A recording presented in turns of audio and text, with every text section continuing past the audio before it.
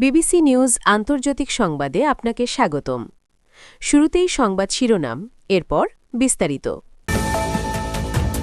2 দিনের সফরে চীনে পৌঁছেছেন পুতিন। আবারও হামলা হলে নতুন অস্ত্র ব্যবহারের হুঁশিয়ারি ইরানের। ইরানে আবারও হামলা চালানো লাগতে পারে ট্রাম্প। মার্কিন নিষেধাজ্ঞা অবরোধেও ভেঙে পড়ছে না ইরান। এতক্ষণ শুনছিলেন সংবাদ শিরোনাম, এখন বিস্তারিত।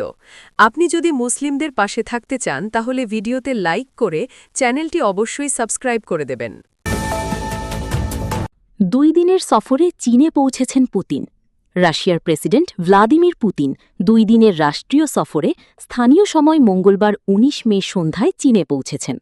বেইজিং বিমানবন্দরে তাকে স্বাগত জানান দেশটির পররাষ্ট্রমন্ত্রী ওয়াং ই। আগামীকাল বুধবার পুতিন প্রেসিডেন্ট শি জিনপিংয়ের সঙ্গে বিভিন্ন ক্ষেত্রে সহযোগিতা এবং পারস্পরিক উদ্বেগের আঞ্চলিক ও আন্তর্জাতিক বিষয় নিয়ে আলোচনা করবেন। পুতিনের আগমনের আগে মঙ্গলবার বেইজিংয়ে সফররত রাশিয়ার উপপ্রধানমন্ত্রী ডেনিস মান্তুরভের সঙ্গে আলোচনা করেন চীনের উপপ্রধানমন্ত্রী ডিন শুয়েশিয়াং। এর আগে মস্কো বেইজিং সম্পর্ককে বিশ্বে একটি স্থিতিশীলতা সৃষ্টিকারী শক্তি হিসেবে আখ্যা দিয়েছেন রুশ প্রেসিডেন্ট ভ্লাদিমির পুতিন। চীনের প্রেসিডেন্ট শি জিনপিংয়ের সঙ্গে বৈঠকের আগে তিনি এমন মন্তব্য করেছেন। 2 দিনের চীন সফরের আগে দেওয়া এক ভাষণে পুতিন বলেন, রাশিয়া ও চীন অন্য কোনো দেশের বিরুদ্ধে জোট গড়তে চায় না। এই 2 দেশ শান্তি ও সর্বজনীন সমৃদ্ধির জন্য একসঙ্গে কাজ করছে। তিনি বলেন, এই চেতনা থেকেই মস্কো ও বেইজিং আন্তর্জাতিক আইন এবং জাতিসংঘ সনদের নীতিগুলো সম্পূর্ণভাবে রক্ষার জন্য সমন্বিতভাবে কাজ করছে। রাশিয়া ও চীন জাতিসংঘ, সাংঘাই সহযোগিতা সংস্থা এসসিও, ব্রিক্স এবং অন্যান্য বহুপাক্ষিক প্ল্যাটফর্মের আওতায় সহযোগিতা জোরদার করছে। পাশাপাশি বৈশ্বিক ও আঞ্চলিক গুরুত্বপূর্ণ সমস্যাগুলোর সমাধানে গুরুত্বপূর্ণ অবদান রাখছে। আবারও হামলা হলে নতুন অস্ত্র ব্যবহারের হুঁশিয়ারি ইরানের। ইসরায়েলের ফাঁদে পড়ে যুক্তরাষ্ট্র যদি আবারও ইরানের বিরুদ্ধে আগ্রাসন চালায় তাহলে ভিন্ন কৌশল ও নতুন অস্ত্র ব্যবহার করে নতুন ফ্রন্ট খোলা হবে বলে হুঁশিয়ারি দিয়েছে ইরানের সেনাবাহিনী। তেহরানের ভ্যালিয়াসর স্কোয়ারে এক জনসমাবেশে একথা বলেন ইরানি সেনাবাহিনীর মুখপাত্র ব্রিগেডিয়ার জেনারেল মোহাম্মদ আক্রমিনিয়া।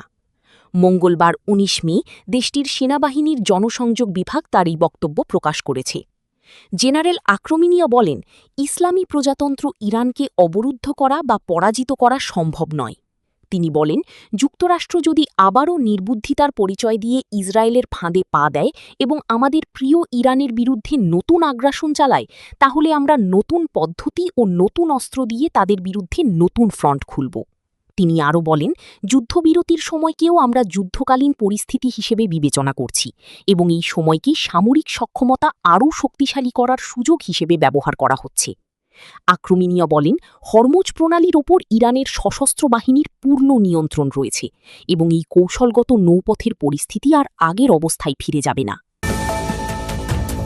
ইরানে আবারও হামলা চালানো লাগতে পারে ট্রাম্প। ইরানের ওপর আবারও হামলা চালানো হতে পারে বলে হুঁশিয়ারি দিয়েছেন মার্কিন প্রেসিডেন্ট ডোনাল্ড ট্রাম্প। আজ মঙ্গলবার 19 মে হোয়াইট হাউসে সাংবাদিকদের সঙ্গে আলাপকালে তিনি এই মন্তব্য করেন। একই সঙ্গে তিনি প্রকাশ করেন যে ইরানে একটি পরিকল্পিত হামলা স্থগিত করার চূড়ান্ত সিদ্ধান্তের মাত্র 1 ঘণ্টা দূরত্বে ছিলেন তিনি। হোয়াইট হাউসের ওভাল অফিসে আয়োজিত এক অনুষ্ঠানে সাংবাদিকদের ট্রাম্প বলেন, আজই ইরানে হামলা চালানোর চূড়ান্ত সিদ্ধান্ত নেওয়ার একেবারে দ্বার প্রান্তে মাত্র 1 ঘণ্টা দূরত্বে ছিলেন তিনি। তবে শেষ মুহূর্তে সেই আক্রমণ স্থগিত করা হয়। মার্কিন প্রেসিডেন্ট দাবি করেন, ইরানের নেতারা বর্তমানে একটি চুক্তিতে পৌঁছানোর জন্য আকুল হয়ে আছেন। তবে আগামী কয়েকদিনের মধ্যে যদি কোনো সমঝোতা বা চুক্তি না হয় তবে ইরানের ওপর নতুন করে মার্কিন হামলা শুরু হবে। মার্কিন নিষেধাজ্ঞা অবরোধেও ভেঙে পড়ছে না ইরান। যুক্তরাষ্ট্রের নিষেধাজ্ঞা ও সাম্প্রতিক নৌ অবরোধে ইরানের অর্থনীতি বড় ধরনের চাপে পড়লেও ওয়াশিংটনের সঙ্গে আলোচনায় তেহরানের অবস্থান এতে দুর্বল হবে না বলে মনে করছেন বিশ্লেষক আবাস আসলানি। তেহরানের center for Middle East strategic স্টাডিজের জ্যেষ্ঠ গবেষণা ফেলো আসলানি আল জাজিরাকে বলেন, সাধারণ মানুষের অর্থনৈতিক কষ্ট ও দুর্ভোগ কিছুটা উল্লেখযোগ্য পর্যায়ে পৌঁছেছে। তবে নিরাপত্তা পরিস্থিতি এখনও নিয়ন্ত্রণে রয়েছে, আর সেটি এই বাস্তবতাকে সাধারণ মানুষের কাছে কোনোভাবেই সহনীয় করে তুলছে।